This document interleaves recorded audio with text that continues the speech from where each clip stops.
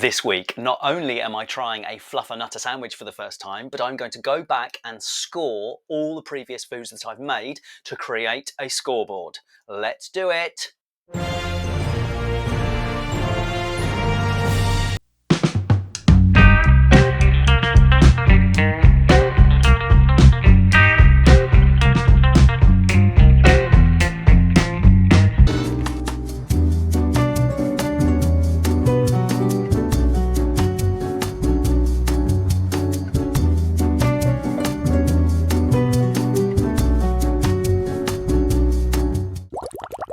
Greetings Meccaneers, welcome back for another week. Thank you to any new subscribers and everyone who is still commenting on my previous videos. Now, as you might be able to hear from my voice, it's a little bit deeper than normal.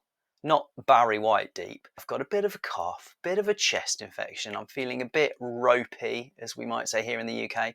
So I might go to bed soon after this. So if the energy and enthusiasm is not up to your expected Captain Meck standards, that is the reason why.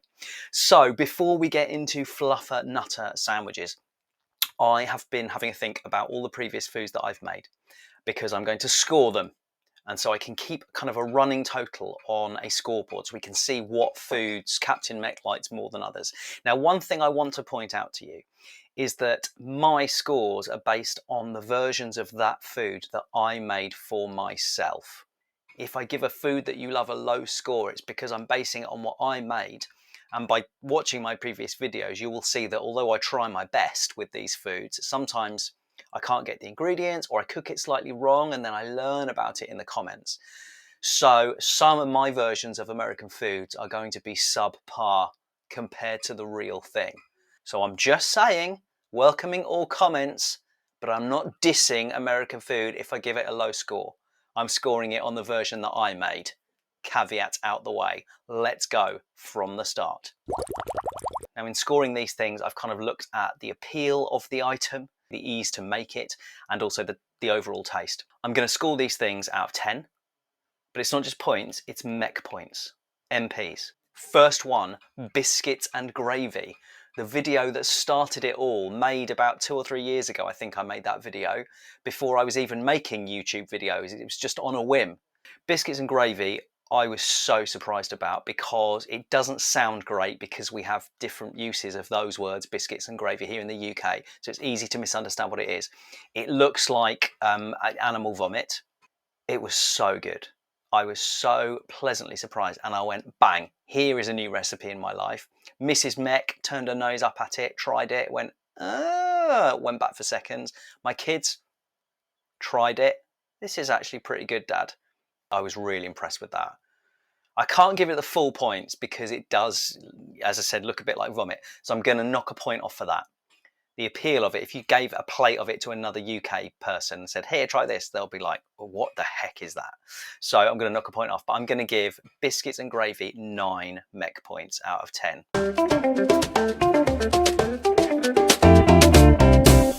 My next video was the famous PB&J peanut butter and jelly sandwich. Now, when I made it, as you can see in the video, if you go back and watch it, I had posh peanut butter and I had raspberry jam.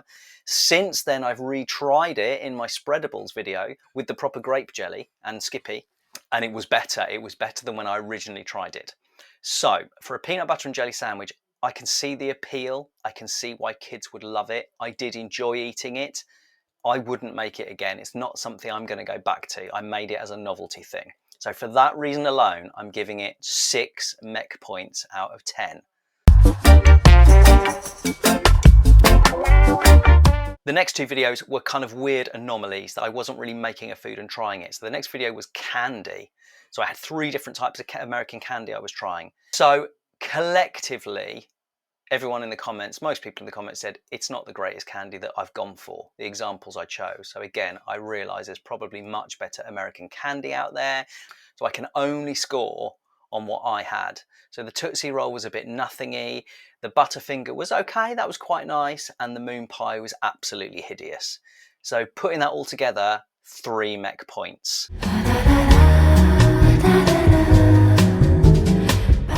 The next one was the diner visit, which was an off-the-cuff, hey, why don't I make a video as I'm in there?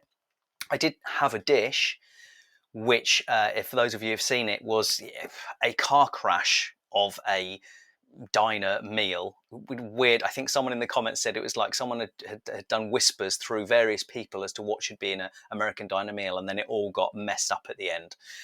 It was still very tasty though, even though it was completely unlike diner food, because all the elements were there, but someone had kind of shoved it all together in a big skyscraper thing, and then you pour maple syrup all over it. It wasn't very authentic. I did enjoy it, but I'm going to give that 6 Meck points out of 10. Next video was Sloppy Joe's. That was pretty cool. I enjoyed making that. I liked the idea of it. I didn't love it. I didn't come out going, oh my goodness, we're going to have that every week. But it was a really cool food. Definitely want to try it with a lot of the suggestions from the commenters about jalapeno peppers and melted cheese. I was eating the kind of basic version. So I'm going to go 7 Meck points out of 10.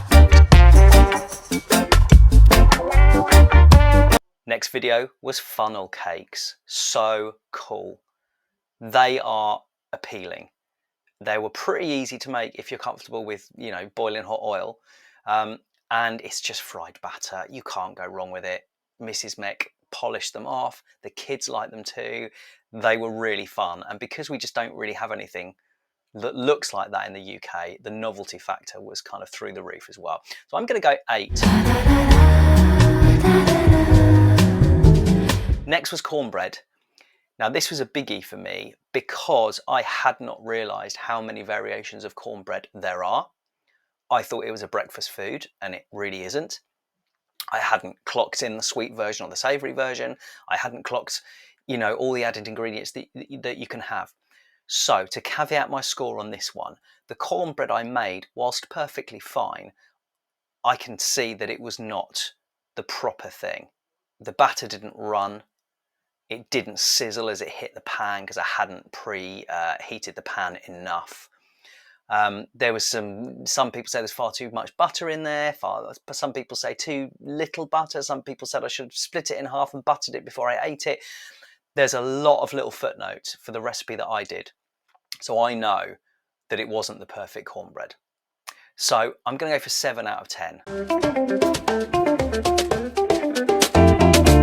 I am going to do a cornbread revisited and try and get it much closer to something really, really good. Next up was corn dogs. They were genius. Loved corn dogs. They were so cool. Really weird. Great fun making them as well. Kids and the family really liked them. I'm going for 8 out of 10.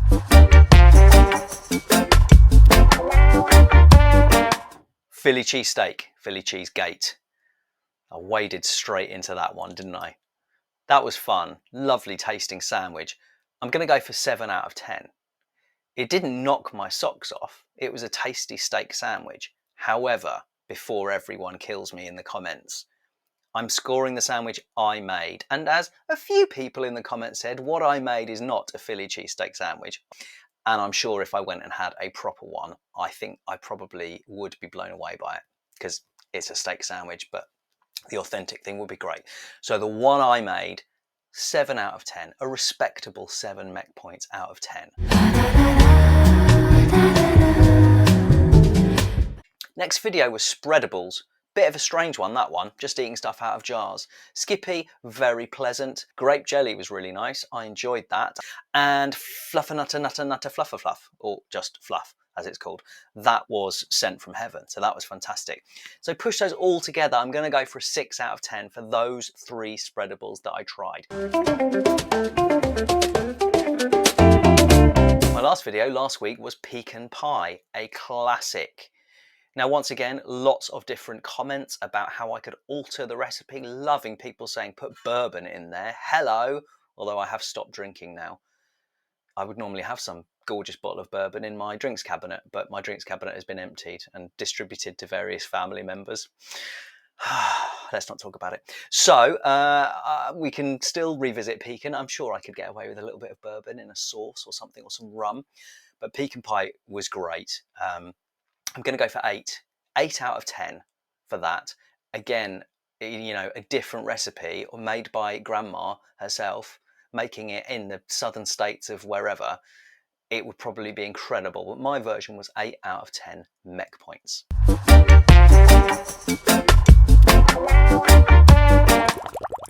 Which brings me on to today's recipe, the Fluffernutter Sandwich, a sandwich that I did not know existed when I first made the PB&J video.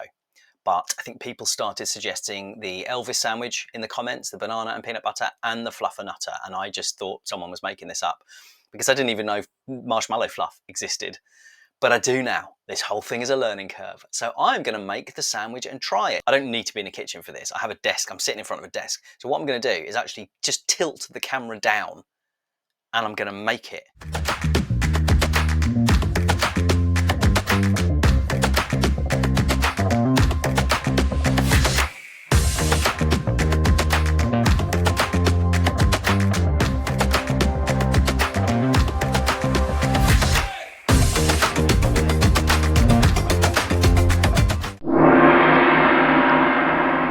One of the easiest things to make. That was pretty good. The weirdest thing, spreading marshmallow fluff into a sandwich. What a bizarre thing, but an excellent thing. So, I've got it there. I can't say I'm not going to like it. I'm going to go straight in, like my kids do, like all kids do. They've got no sense of food on their faces, or it doesn't bother them. They just go like right in the middle, crunching like that. So that's what I'm going to do. Okay. Fluffernutter, here we come.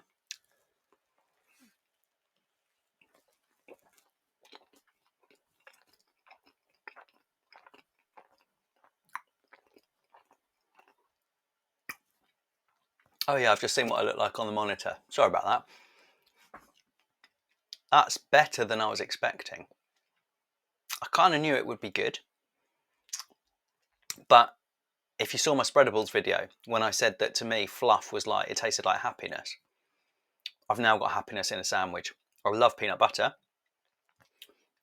For me, with the PB&J, the jam, or jelly should I say, somehow slightly fought with the peanut butter.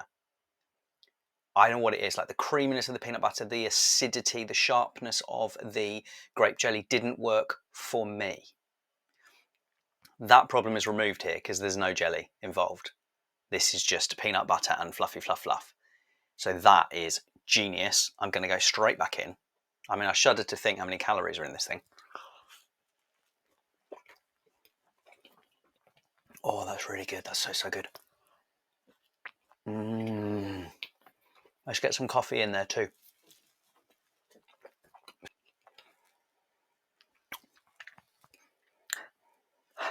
That's a good little nose scape. White bread, peanut butter, fluffy fluff, and then coffee. I would go for that over a PB&J.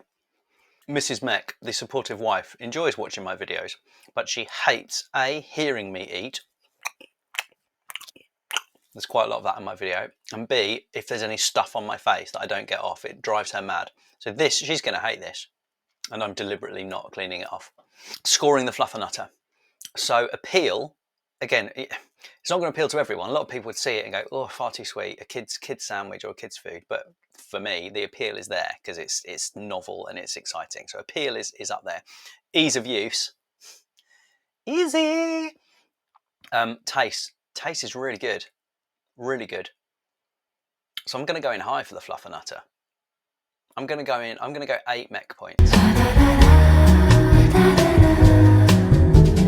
So Meccaneers, after all that scoring, the scoreboard looks like this. There we go. You can see the scoreboard there. Very exciting. Biscuits and gravy right at the top. And then we've got some joint second places. We've got funnel cakes, we've got corn dogs, we've got pecan pie, and now the new Fluffernutter as well. Not a lot of variations there. There's lots of foods vying for the same places, but this will continue to get updated as we carry on. Continue to comment, continue to like, continue to subscribe. Very exciting how the channel is growing, and it's lovely to start recognizing people's names in the comments. Various people who are coming back time and time again, actually building a little community, which is so nice and heartwarming. So thank you. Hopefully next week I shall be recovered from this yucky cough. In fact, guys, last thought, just before I leave you, I always like to ask you guys to comment on something. Do you have any tried and tested remedies for things like coughs, colds and flus in America that might be different to what we have? So the classic for us, I guess, would be a hot toddy, which hey, you're probably going to tell me that comes from America anyway. You know, lemon juice, honey, hot water, a drop of whiskey or a drop of brandy or a drop of rum. That's quite a good one, isn't it? But yeah, are there any sort of more, I would love to hear some more sort of unusual medicinal, in inverted commas, remedies that perhaps your parents or your grandparents used. That would be really interesting to hear. I will see you next week for the next adventure in American food. Captain Meck out.